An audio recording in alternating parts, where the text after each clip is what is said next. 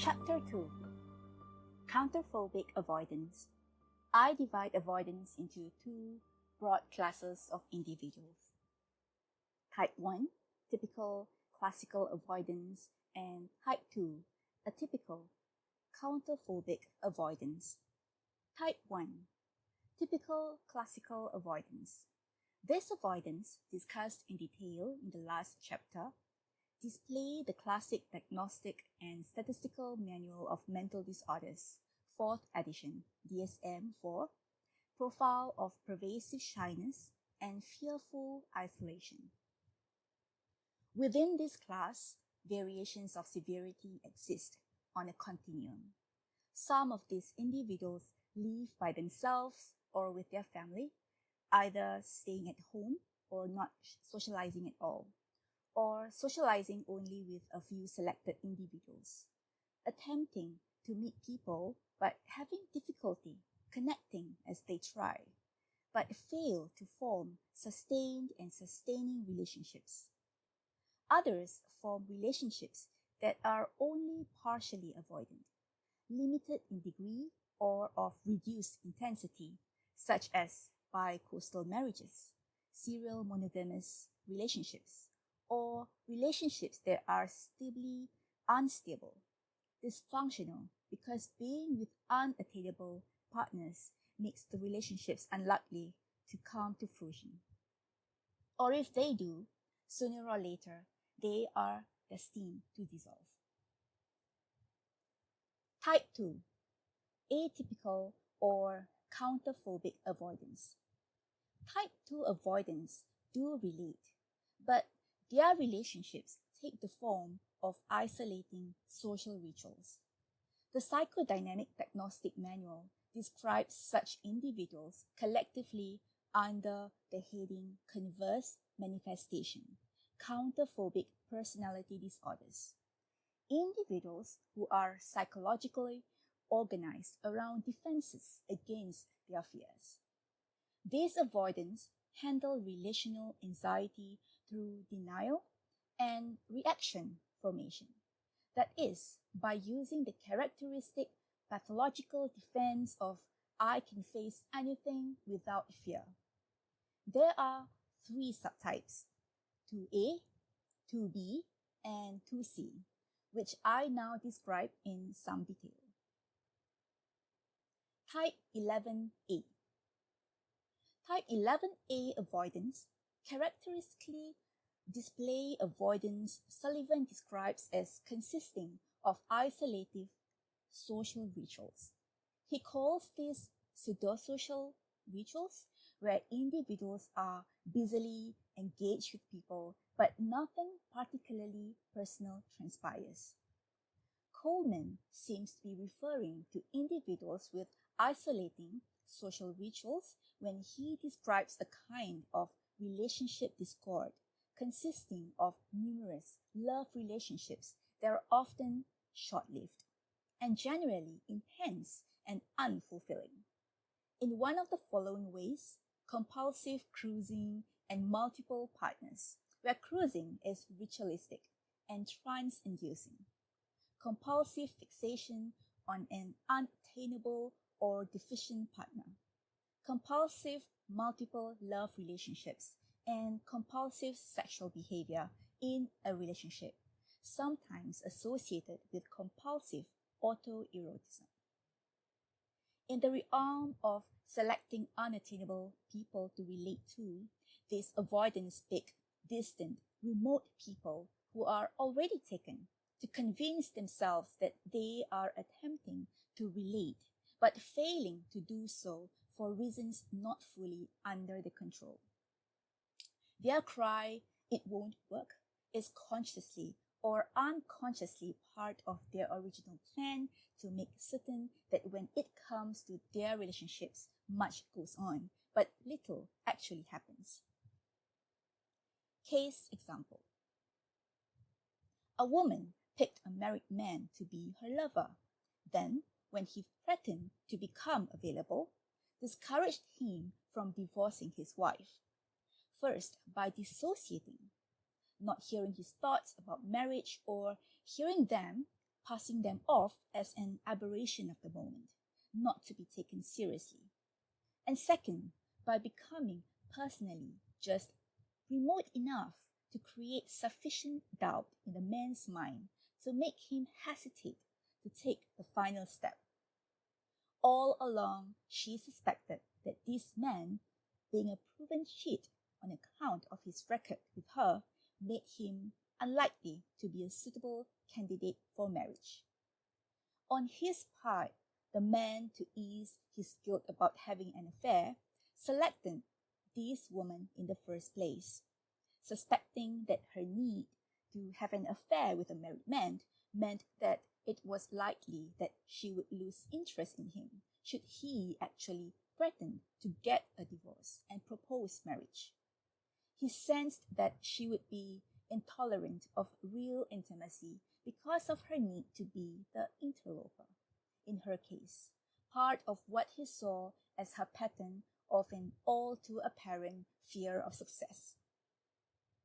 The man's wife knew that her husband was cheating on her from evidence that would have convinced even the most trusting and innocent of people that he was being unfaithful.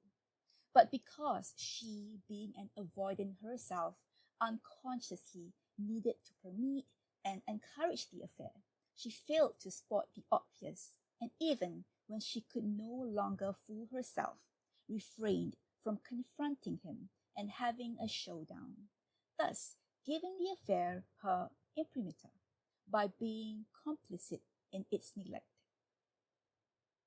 Many type 2A avoidants are what I call mingles avoidants, individuals whose fear of closeness and commitment is either sufficiently mild or under adequate control to permit significant forays into relationships that are, however, tenuous because they are easily fractured, often by minor insignificant stress. Clara Thompson, describing such individuals, states, "Problems of intimacy are among the most disturbing interpersonal difficulties. There are detached people who are not particularly hostile, who live as onlookers to life. They have an impersonal warmth so long as no closeness is involved, but they fear any entanglement on their emotions. Many of these people get along very well in more superficial relationships. In fact, they may be the life of the party or the hail fellow well met, so long as no permanent warmth or friendliness is demanded." Some typical type 2A mingles avoidants look hypomanic due to their tendency to quell relational fears by making numerous but superficial devil-may-care contacts.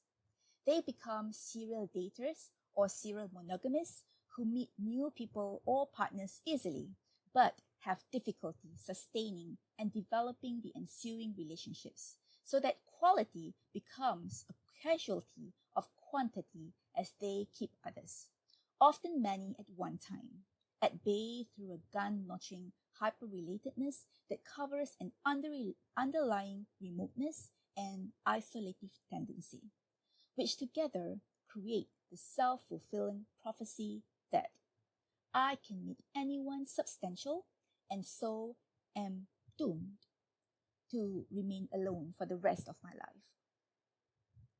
Typically, never seeming to be able to settle down, they become overly active in the single scene. They frantically socialize looking for a mate, only to jump from one situation that does not work to another that works just as badly, continuing that pattern in spite of its obvious frivolity and ultimate futility. They juggle many ongoing but resolutely superficial relationships within a chic and sophisticated lifestyle that fills their days with insignificant others who function for them as self-esteem enhancers, mere hood ornaments, pretty girls or handsome men on the arm worn like a badge that says, "View me favorably, because if I can get something this stunning, I must be someone special myself. When rejected, hypomanic type 2A avoidants make an especially frantic attempt to feel loved once again.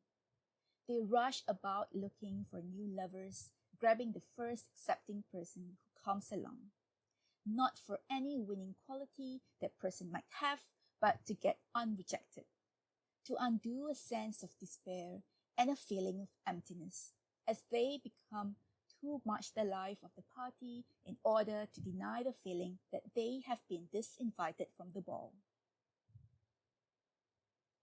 A case example. A man put ads on the internet just to see how many hits he would get. Only he then did not reply to the people who wrote to him, or what was worse, replied in essence, "I'm a young, viral guy longing to meet you, rich and famous, and I'm sure we can get along because you sound just right for me. But I'm so busy now that I just can't take the time to meet someone as wonderful as you seem to be. But I will get back to you as soon as I can, but meanwhile, feel free to meet other men. Though I hope you will wait, because I will call, if only you will be patient." Although he consciously feared he would never have a partner, he nevertheless once abruptly arose in the middle of a date with a new, rather exciting, adoring woman to leave her home, because he couldn't wait to download a new love song from the internet. Another time, under similar circumstances, he abandoned a woman to go home to check to see if he had left his sound equipment on, thinking he was afraid it would overheat and he wouldn't be able to play soft, soothing music during subsequent sexual encounters. Still another time, under similar circumstances and for the same reasons, he left to check to see if he had scratched and ruined a CD by playing it on a damaged machine. In the singles bars he attended, he played Burns' game of Kiss Off or Buzz Off Buster. He dressed to look sexy, stood in alluring poses, and gave others come-hither looks. Only at the first sign that others were interested in him, he removed himself, becoming aloof and disdainful, even though he was the one who had first extended an invitation. In ongoing relationships, he said, "We must get together again sometime." But he never made the next date, or making one, broke it, reassuring the victim that this was the very last time it would happen, just so that he could make it happen again. In his sexual behavior, premature withdrawal was the order of the day, not to mention conception, but to first tempt and excite, then to frustrate by starting just so that he could stop short and avoid fulfilling the woman completely. Many such men and women form these pseudo-relationships based on a fascination with other people's superficial qualities, so that they pick others according to such surface attributes as their looks or possessions, substituting impersonal for personal relationships by relating to attributes rather than to people. Still others relate, but to an anonymous collective them, as did the avoidant who was active with his fan club, to avoid having relationships with any one personal fan. Notable for many are a lack of affectional reciprocity. They give affection when it is unlikely to be returned, but withhold it should it appear to be forthcoming. Unlike type 1, shy avoidants, who are neophobes, that is, individuals who cannot initiate relationships because they fear the new as something unknown, type 11A mingles avoidants are neophiles who want to, can, and like to attend social functions and initiate relationships once there. Only they have to move on because they long for the challenges involved in meeting a new someone. Becoming restless and impulsive in familiar situations and feeling contemptuous of present company, they grab at the latest, newest thing.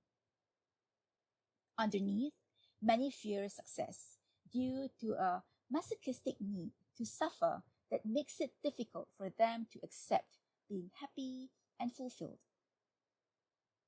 When these avoidants say, "This relationship is wrong for me," they really mean that it is wrong because it is too right. Many of these avoidants join groups of other avoidants with the same or similar problems. Now they all hate together but never seem to find a conquest. All concerned roam in packs, hoping to snare a man or get a woman into bed. Instead, all they relate to is the collective, with each group member making certain that the other members don't bolt, while simultaneously maintaining group cohesion by ostracizing outsiders from the magic inner circle. Often heavy drinking and drug usage are part of the picture and can even become the main purpose of the group, the group's real or even only social activity. Not all type 2A avoidants with isolating social rituals actually get to the point of burning through relationship after relationship. Some, instead, compulsively plan for but never actually proceed with.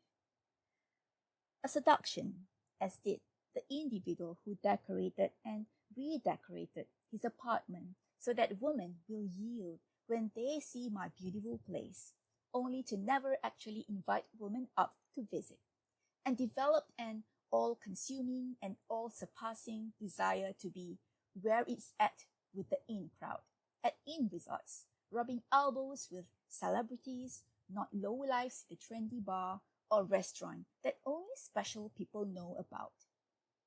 A place where you can really meet women, although during all the years I treated him, he rarely went to such places. And when he did, he never once even attempted to say hello back to the many women who, clearly interested, came over to say hello to him. Type 2B. Type 2B, or 7-year-each avoidance, seem able to form more or less full and satisfactory relationships, but only for a time. Unlike type 2A avoidants, who are having difficulty relating or committing fully right from the start, they at least seem to relate well or commit fully in the beginning. But all the while, they are planning their escape. Not atypical is the patient who, after a 3-year engagement, seemingly without warning announced that he was taking a hiatus from the relationship and would call again after a few months' time. He said he needed to work things out in his mind.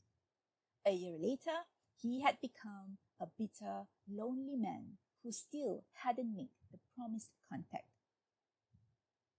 Many of these avoidants are typical dumpers who opt out by precipitously rejecting an innocent and unprepared victim, spurting out something like, "I want some downtime to think," "I need a break," "I want to be free," "I met someone new and fell in love, so I want a divorce," or saying nothing, just disappearing forever out of a formerly significant other's life, even when or just because the relationship seems to be working. They leave their innocent victims feeling mystified and hurt, thinking, "I didn't do anything to deserve this," especially because when they go, they typically cite their partner's defects exclusively, while whitewashing their own limitations entirely. A case example. A personal friend, a dental school student, called me up once or twice a day to unload his serious emotional problems on me. After several months of this, he suddenly stopped calling. Concerned, I called him up to ask him what was wrong. To my question, he replied, "I can no longer speak to you. I just got an important sensitive academic proposition and I cannot even let on that I know you. You know much too much about me for that." Type 2B avoidants are often narcissistic individuals who typically leave after using people up, dumping others precisely when they seem to want something from them in return. Often, they actively provoke their partners to get annoyed with them so that they can have the excuse they need to abandon them. This way, they can look more like the victim than the victimizer. A husband wants to go out drinking with the boys, but his wife disapproves. He has no trouble antagonizing her by picking on her for small things like vacuuming when he is trying to watch television.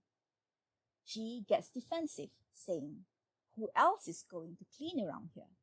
And now he has the reason he needs to stomp out. He is a poor, hand-packed husband, undeservedly married to a harpy. Type 2B avoidant adolescents characteristically have a history of having dumped their parents without warning. Many elope, saying they did it to break free from long-resented parental domination. But the domination is more fantasized than real, because they are acting on fearful fantasies of being controlled that are in reality the product of their own avoidant transference toward their parents.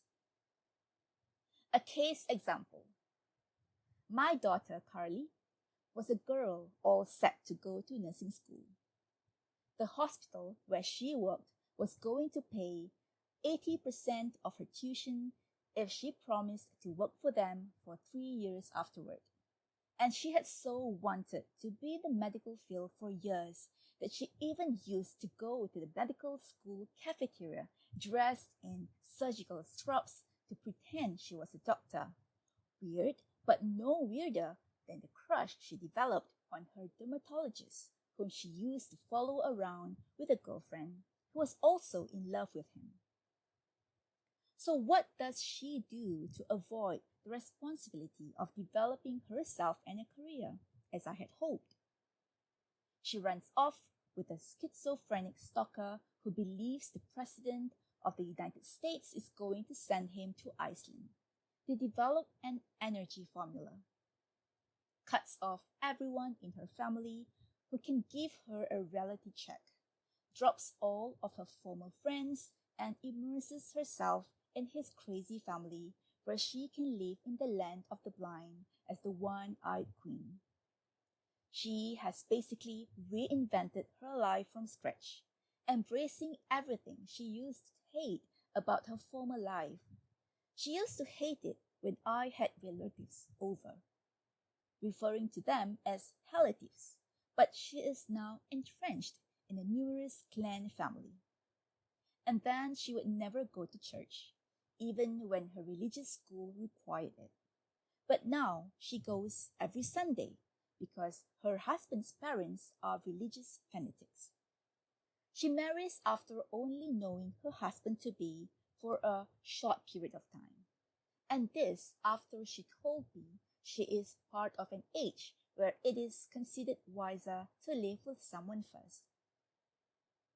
She then rushes to have a baby to lock herself into her predicament so that she can avoid having to go back to who and what she used to be.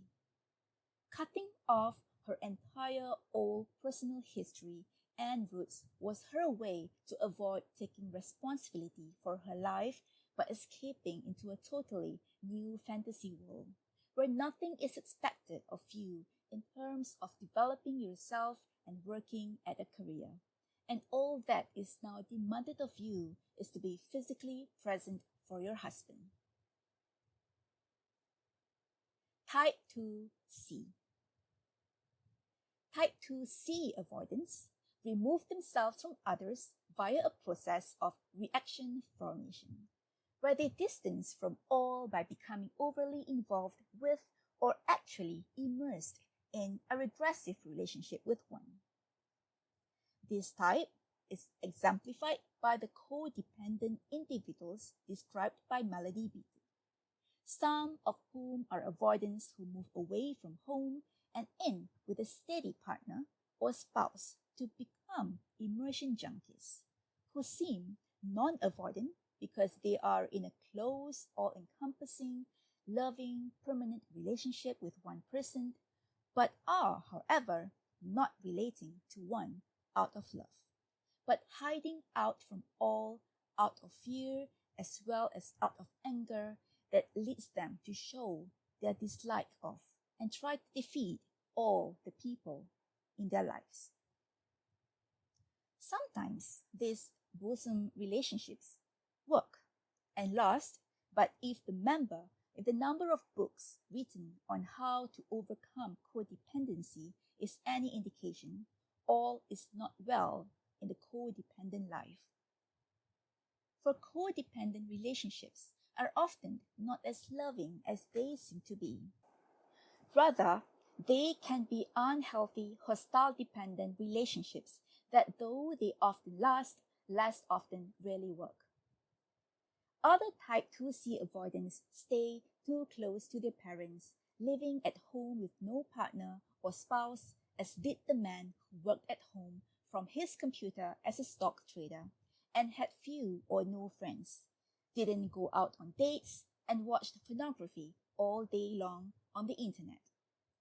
Then, after years of refusing to marry a woman because he didn't want to hurt his mother, he finally acquiesced, but he never told his mother or the rest of the family that he had done so, and instead, to the full detriment of his marriage, hid his wife from all concerned and continued to live at home and otherwise act as if he were single, hoping to avoid disappointing his mother, just so that he could keep from causing her to get sick over him.